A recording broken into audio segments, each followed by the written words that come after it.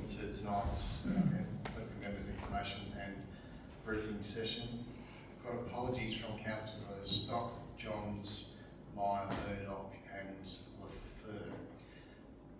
We might just jump straight into it. We've got an update from Gold Hydrogen on their current project, and Tim Schultz from Gold Hydrogen for the presentation. We've got now on Henderson for backup. I think Tim, if needed. So I'll hand over to you. Thank you very much, really pleased to be able to provide an update ahead of our upcoming next drill program. Pretty important drill program for the company and hopefully a pretty important program for the whole community. As I mentioned, Leon Hennessy is here with me, and might be some questions and technical stuff that I'll throw across to Neil. Neil, as an official title, is well lead, but it's really general manager of production, so really running the whole process for the company. And it'll be a face that we'll see around in the community for probably the next 3 months, and then quite often through the next year. We'll start off with the usual notice of disclaimer. So if you read all the fine print, it basically says, this is not an investment or a prospectus or anything designed to encourage anybody to buy shares or otherwise be involved in the company. So I'll just read the first little bit. This presentation is not a prospectus, disclosure document or offering document under Australian law, and should not be construed an offer to issue or sell a solicitation of an offer on behalf of the company. Pretty standard in my other jobs. This is always the first and most important part of the slide. Just a bit of a corporate snapshot of Gold Hydrogen. So last time we were here, Neil gave the presentation as one of the founders of Gold Hydrogen and the Managing Director. Neil sends his apologies. He would have liked to have been here, but he's unable to be here. And of interest, Alexander Down is Non-Executive Chairman. Neil and Roger Cressy, both founding partners of the company. This is the share on issue and the tenure. We'll get to that later. But what's really, I think, interesting from last time here is that since we were here last time, there's been some strategic investors come on board the company. You can see Toyota Motor Corporation, Mitsubishi Gas Chemical, Enios Explorer. Enios, I think, was the old Japan Oil and Gas. So we've had a cluster of Japanese players come into the company. What's really important about that is that when the Japanese finally make a decision, and they take a long time to make a decision, but when they do make the decision, they are long-term players. And they have come in, taken a substantial stake. Toyota, obviously, they believe hydrogen is a part of the future still, even though there's been a lot of comment around the green hydrogen bubble bursting and projects falling over all over the place. Natural hydrogen helium. Tidal over certified prospective resources. So that number is really, I won't say it's picked out of the air, but it is really a speculative number as a basis for the company to be interested in this area. And you can see from that map, the dark green is where Gold Hydrogen actually has title to explore. The lighter green is areas that are under application, so they haven't necessarily been granted, but you can see from just north of Maitland and including Kangaroo Island. And there's just a list of who we've been talking with since we started working with. And the environmental reasons, or the commercial reasons, in the world of green renewable energy or the world of hydrogen as a new source of energy, there's a number of choices, and you would have heard about green, yellow and blue and white hydrogen and all those sorts of things. In essence, they are either manufactured one way or the other, whereas white or gold hydrogen or natural hydrogen is really a prospective source in the same way that gas is.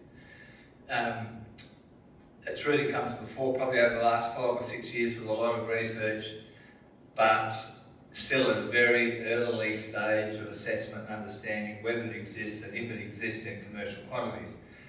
Now, the important thing in the energy issue is that the green hydrogen hype was around hoping that by using chemical industrial methods to create hydrogen, with scale and with new technology, you could bring the cost of that production down. It has been anywhere, and we've got a latest slide, I'm not too sure it'll come up next. It's highly expensive. The real reason for why the natural hydrogen being that if we can produce it where we think we can, at around the $1 to $2 a kilogram, then it becomes very competitive with other sources of energy and it will really fly. At the moment, all the other ways you get hydrogen, when they've come to do a bankable deal, the bankers have said, well, you're never going to sell at that price. And we've seen all these projects be announced and then slide and quietly just slip off the radar again. Now, in this Petroleum Exploration Licence 687, that's probably an interesting slide because you can see this was all based, as we said last time, around the Minlaton Oil Company 1931 drill hole at Ramsey. But there's been some other bits and pieces. Hydrogen has been extracted from fluid inclusions in rock chips from historic wells, and helium has also been extracted. So you can see that map, it shows the square, which is where holes have been drilled, the 1931 one, and then also Ramsey Bore 1 and Ramsey Bore 2. And those other locations around the bottom of the peninsula, they have identified there's natural hydrogen there, which supports that maybe this is a hydrogen generating location.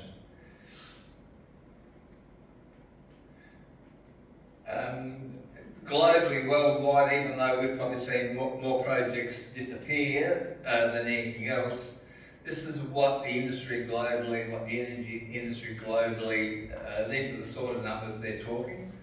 Around 630 billion projected annual investment on hydrogen projects in 2050, 184 billion, and now this is annual investment, not cumulative investment, so this is per year, 184 billion by 2030. So regardless of all the hype and all the debate around EVs and electric battery versus other sources of energy, the hydrogen industry is going to grow and going to grow substantially across the next 20-25 years. And that's just another chart, I guess, showing that as we get towards 2050, industry, transport in particular, transport industry will be the biggest consumers of hydrogen in whatever form it takes. And in reality, it will probably be a mix. Hopefully the natural hydrogen industry grows substantially, but we will see savings and new technology come in with the other ways that hydrogen is generated. Types of hydrogen production. I talked a bit about that, but you can see gold or white or natural hydrogen.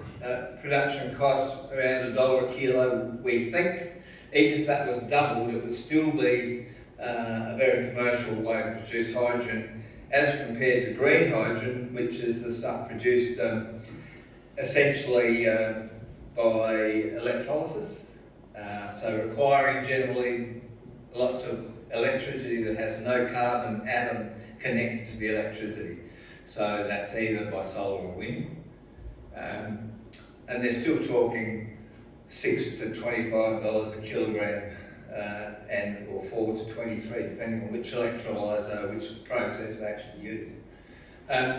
Grey hydrogen, black and brown and blue, they're all the ways that hydrogen is produced currently. Generally steam reformation, correct me, Leon, steam reformation to produce hydrogen. And the only difference really between black, brown and blue is that blue is a process whereby they sequestrate the carbon dioxide produced in the process and therefore claim that it's in fact cleaner and greener than the latter. helium. So it's interesting that we have been finding really good sources of hydrogen and helium. So there's a slide here on the key drivers for helium. That helium market is expected to grow to over $8 billion by 2030. And helium is an inert gas, and it's not in large volumes. It's used in medicine, nuclear industries, and whole lots of industries, but not huge volumes, such as energy creating. And of course, it's much more valuable than hydrogen. So helium-3 overview. You've probably heard a bit, you may have been find that helium comes in various forms, whether it's got one or more neutrons in the nucleus. There's a thing such as helium-3, which is incredibly rare. And you'll see there that helium-3 has a current price of approximately 18, nearly 19 million US dollars a kilogram. So if you imagine if we had a kilogram right here, you're talking about 27, 28 million dollars Australian. Mostly generated on the moon, actually. In fact, in America, there are really serious operators trying to work out how they can, in fact, mine helium-3 on the moon and bring it back to Earth. It's that rare. So what was really interesting with us is that levels of helium-3 were confirmed to the magnitude of 901 parts per trillion. So it's very, very rare. But when you consider that atmospheric helium-3 is 7 parts per trillion, so what we've been finding in the first wells that we drilled at, 7 to 900, it's quite substantial. Whether that can be commercially extracted, there's a whole lot of things that still work out the way with that. But the last point there, extracting and separating helium-3 from helium-4, which in itself is much more valuable than hydrogen, as part of a natural gas project, could be a viable alternative. And there's quite a few people that are pretty excited around what gold hydrogen is finding in the helium part and the helium-3. As far as we know, that's the most concentrated volume of helium-3 that's ever been found. So it is really quite unique for this side of your peninsula. Just watching my time on. So activity snapshot 2023, that's when we drilled Ramsay 1 and 2. 24, we did well testing and the really big seismic survey, and that's when I think we were here last time, just prior to that 2D seismic being rolled out. That was a really big program, nearly 600 kilometres of line survey and interpretation. And then this year we have been developing our current drilling program, and that's included a whole lot of things. Not most importantly, trying to work out where you would drill. So last time we drilled on the basis of the historic oil well. We've done the seismic, but because there's been no correlation really between where we drilled and the seismic, there's a lot of nice pictures which we'll put up very shortly to say, but really this drilling program will be the first program that actually probably gives us really much more usable data that we can then work out what the next steps are. So to do that, we've obviously been talking with a lot of our landholders, and I've been really pleased. That's my role, stakeholder engagement with our landholders. And we're getting very close to the double figures of landholders who have signed into the program. We work very closely with all of those landholders, and it's been a really enjoyable component for me to be part of that, given it always hasn't been that nice necessarily on your peninsula in relation to landholders and mining. But at this stage, we've been building good relationships. And so down the bottom, 2025 exploration and drilling commences in October with the Ramsay 3 well. I can say that that's going to be November, not because we're late, but in this sort of game you rely on everybody else to provide the kit, and it's a pretty big piece of kit. It's coming out of Victoria, they're late, and it's pushed our program back at least by a month. So the intention is to drill 3 wells, maybe 2, maybe 3, and a lot of this year has been trying to just interpret the data and work out where we're going to drill and how many. Just a bit of interest, and I'm nearly out of time. That's some of the hydrogen helium results. There was a pointer, which is probably that thing there. Does that work? Yep.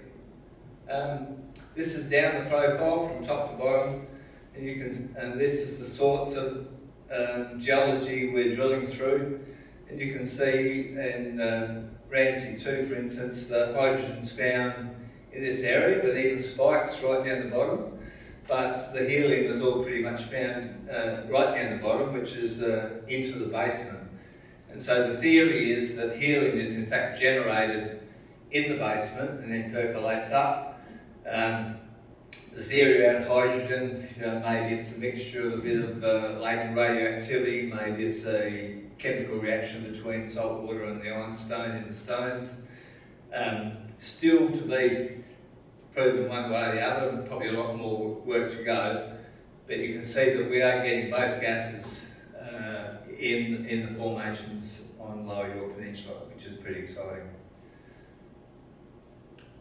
There's where the seismic, 2D seismic went. I won't go much more on that. And the next well location. So obviously east of here towards Port Victoria, Ramsay 1 and 2, the first 2 holes we drilled. The next one, and if you're driving between Minlaton and Port Victoria on bitumen, you will see the pad on Ramsay 3 that should be very close to completed tomorrow. And then we move on to Ramsay 4 and then Ramsay 5. So the next course of the next 2 or 3 weeks, Leon, we expect to have all the well pads completed, ready for the rigs to turn up. Those well pads typically are 100 metres by 100 metres with a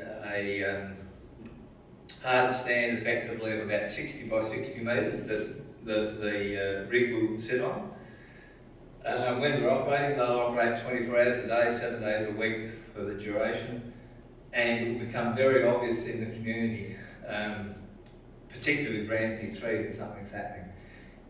Probably the first drill program on the old Port Victoria Road, even though if you knew where to look, you could see it if you're on the bitumen. Not too many people actually bothered to drive out and have a look, but this time it is on the bitumen. And of course, in the duration, there'll be roads slow down in speeds because it's a one-chain road.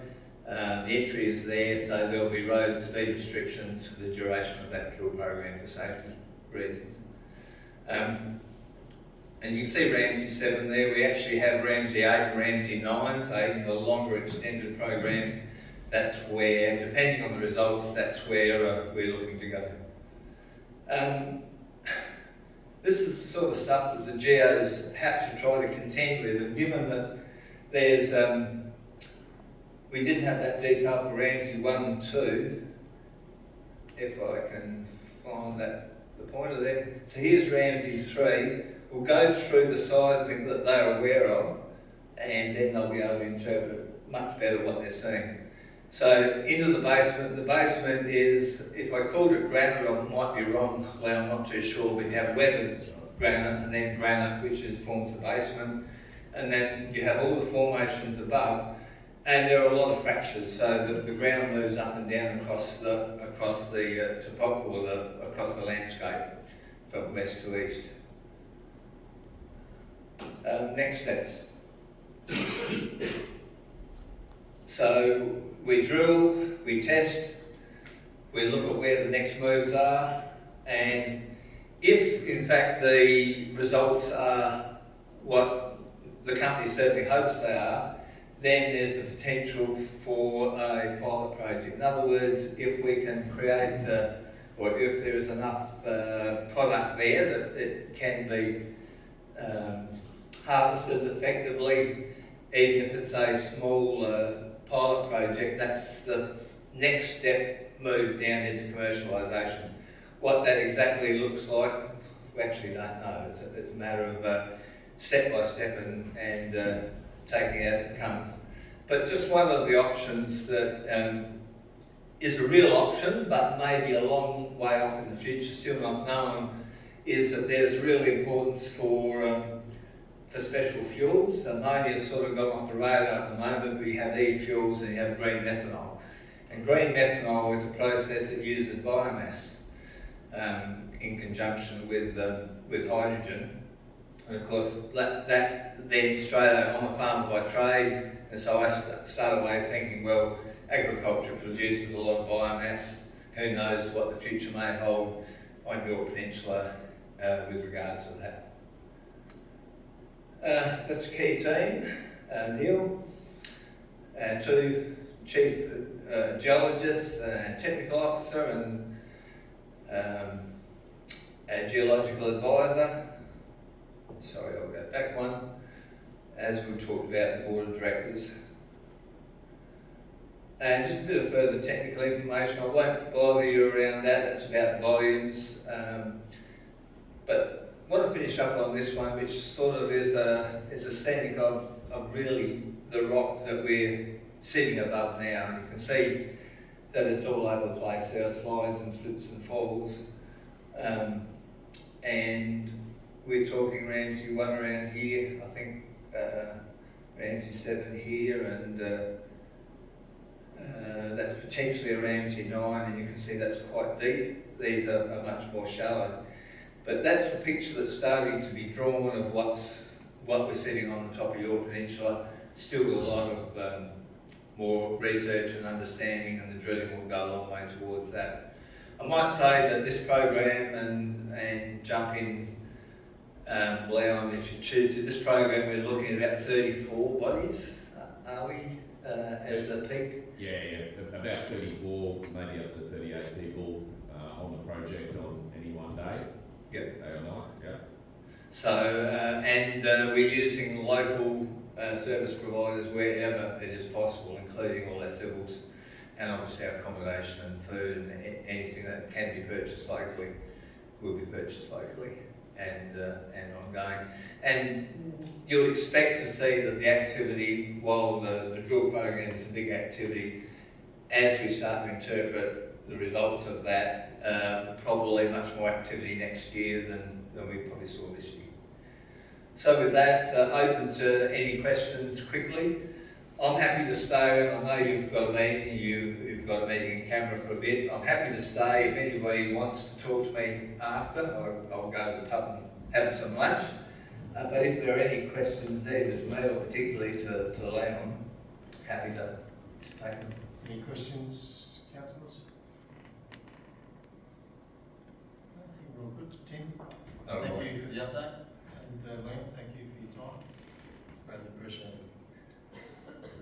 So just the last question, anybody likely to want to talk to me after you finish your meeting? What I'll do, I'll leave my business cards here, and I'm contactable 24/7 via phone, so more than happy to have a conversation. Thank you, Tim. Really appreciate it. Thanks, Leon. Thanks everyone, appreciate it. Take a off with you. That's how you make your costs cheaper. So, That's how you make your costs cheaper, like this weekend. Yeah, that's right. All right, Bill. You're comfortable if we sit in and serve the next? Yeah, that's fine. Most of you would probably know Will Lynch from Marcos presented, was it a couple of years ago, was it? Yeah, it would have been a couple of years ago, yeah. So an update on the Jocelyn expansion, Dolomite mine, for yours. Thanks for having us, Andrew. I've also got Raquel here down the back. She's our engagement manager, so I remember her face. She can assist with any questions that anyone has at the end. We only have a short presentation. We just wanted to provide a quick update on where we're at, considering what our business has been through over the last 18 months to 2 years, and essentially then provide a quick look at what it does look like for us going through a sales process and stepping into the future under a different business. So, as I said, the the primary focus here of this engagement is talk about the administration itself and what we're currently going through. We're in the sales process. A quick overview of the Ardrossan mine for those of you, as it stands currently, for those of you who haven't heard from me before, and then just to talk about a lease application we've put in to expand the mine to the north. A general business update on our magnetite expansion project, which is in the Middleback Ranges west of Whyalla. Quick slide on that, reason being it's heavily linked as a raw material into the steel makers that we supply, so important for our business, and it's got a pretty strong link with Ardrossan and what we're doing.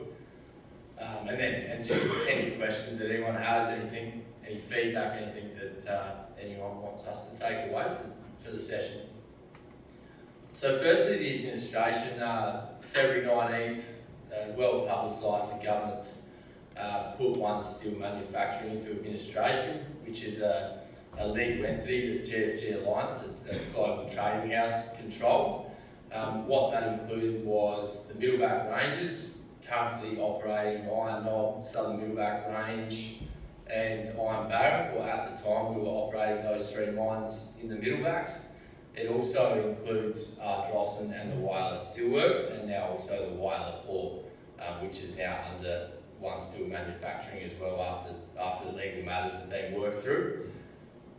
The primary focus for KPMG has been stabilise the business. So stabilise our operations, our procurement processes, our sales profile, and then build that out to work towards the sale process. So in that we're currently at sales process stage. So the business has been stabilised. All of our operations are now running, including Ardrossan, and as of the last couple of months, they're running essentially at the rate we expect them to, given the state of the infrastructure, the people we have on the deck, the machines we've got running, and the sales profile. So we're back to a base case and running okay across the business, and building that out. And so now is the right time to bring in the parties that are interested in buying One Steel Manufacturing, which at this stage the government intends on selling that all together, which would be Ardrossan, the Middleback Ranges and the Steelworks. And the key piece to that is what these parties are interested in is the magnetite expansion, essentially. That's the high value product that we sell. The magnetite deposits in the Middleback Ranges are world class, and that will flow through to the Whyalla Steelworks and a larger export stream than we run now. So I will touch on that later. But in that, Ardrossan is a smaller site than the magnetite that we run in the Middleback Ranges, but it is as significant as it is a primary raw feed to the steelmakers in Australia, and would form a primary flux feed for many of the interested parties that are looking at purchasing One Steel. So for those who haven't heard us talk about Ardrossan before, it's just a quick overview to show on the left-hand side picture, Ardrossan Township. The area highlighted in yellow is the mine area that's controlled by One Steel Manufacturing. It's a private mine, and we're currently active in the southern end of that pit.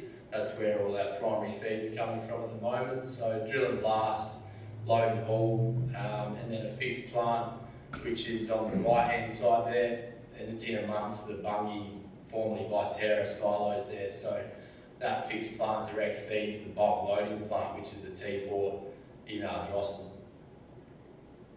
So our current operations, it's open cut mining. We have waste dumps, which are mostly being built on the southern end of the quarry at the moment.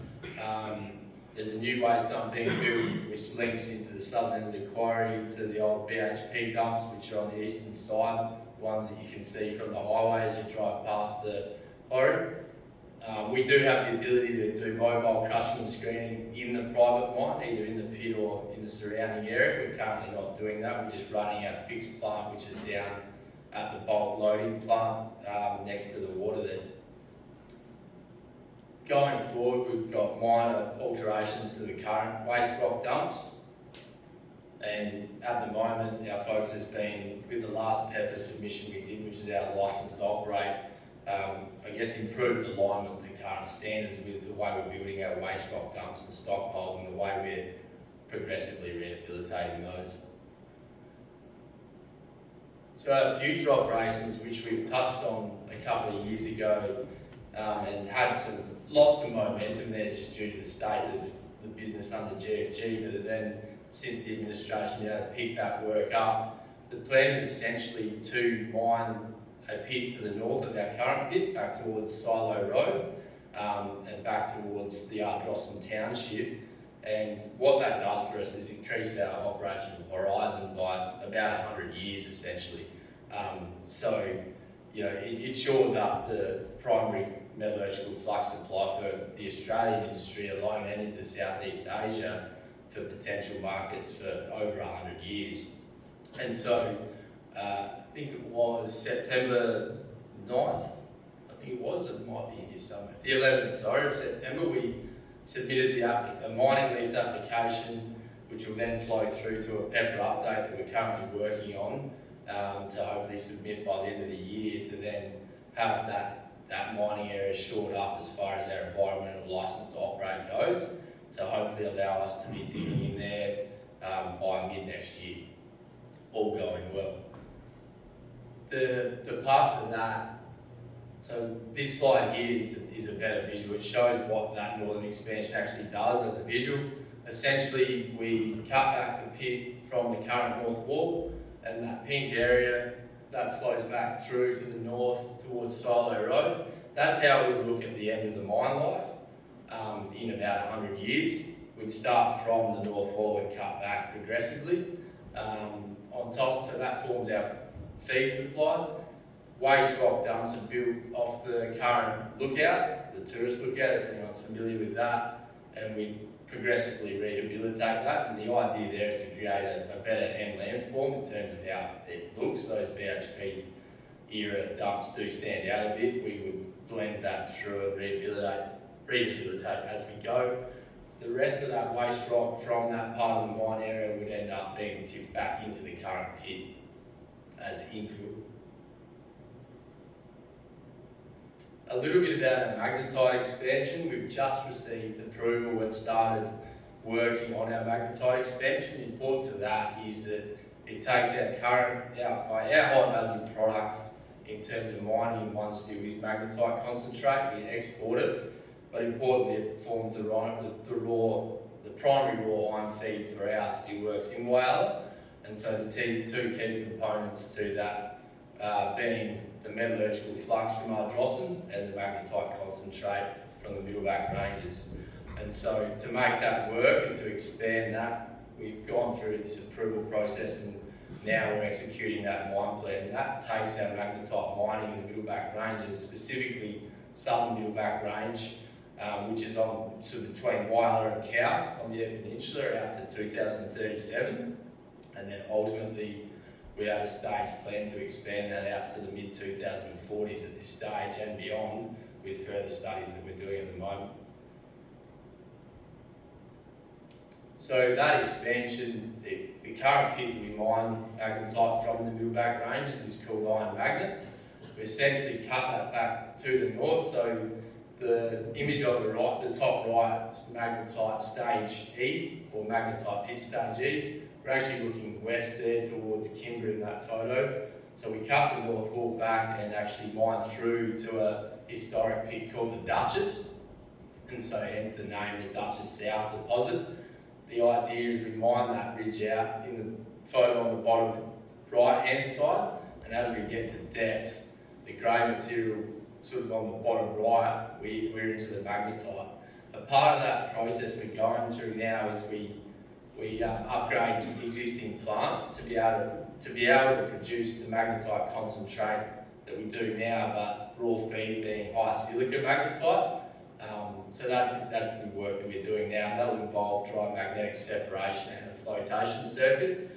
And we've actually already built the first stage of the dry magnetic separation circuit, and now we're working through flotation to process those high silica ores. But the advantage of what we're going through right now and the timing of this sales process is important, as you know, right now we've got 15 parties looking at it, we've got site visits going on, and it's the right time to have these particular parties coming through, with the focus in steelmaking industry, especially in places like Japan and Korea, being around magnetite as raw feed. We have access to these world-class magnetite deposits. It really just takes the right business now to unlock that, and we'll see this expansion happen. Because, you know, comparing it to other magnetite deposits globally, they are world class and they are worth chasing, and so that's where the value is and why there is so much interest in this one steel entity with what's happening with this administration. So a short and sharp presentation just to give you a quick update on where we're at, but did want to give plenty of time for any questions about what's happening in our business, Drossen, or anything that people would like to ask. Let me get any questions for Will. The key point that we wanted to make here is, after what we'd been through with GFG, you know, our business was essentially at a halt, and that included Drossen. There was other factors there. We had a ship fleeting on the berth at Drossen, which took out the shiploader, and we had a 6-month repair job to do on that. Unfortunately, we completed that, and then the business went into a government intervention administration, and we've been able to get through that period and get our sales profile back on track. And now going through this sale process, there is huge interest in the magnetite, but equally there's a lot of interest in what we're doing at Drossen with some of the parties involved. As I said, we're down to 15 now. We're at a stage where these parties are putting in indicative offers as we speak, and we've got site visits happening right now to go through this sales process. We expect it to be sewed up by early next year, all going well, and then the administrators will hand it over to the new owner from there. So from where we were, in a much better position, and Drossen alone has stabilised. It's making a margin again now. In September we'll ship 120,000 tonnes of the flux out of the Drossen port, which is excellent from where we were earlier in the year, essentially being out of service. Through the administration process, we've brought back online 6 roles, which have all been hired locally. So, you know, that was, I guess, one of the really nice moments for me, from having to see people leave by natural attrition, locals, and find work elsewhere, to then be able to bring people back in for that local employment to continue operations. So yeah, we're in a much better space with it, and it's the future's looking bright. Lovely, thanks Will. Thanks. Appreciate the update.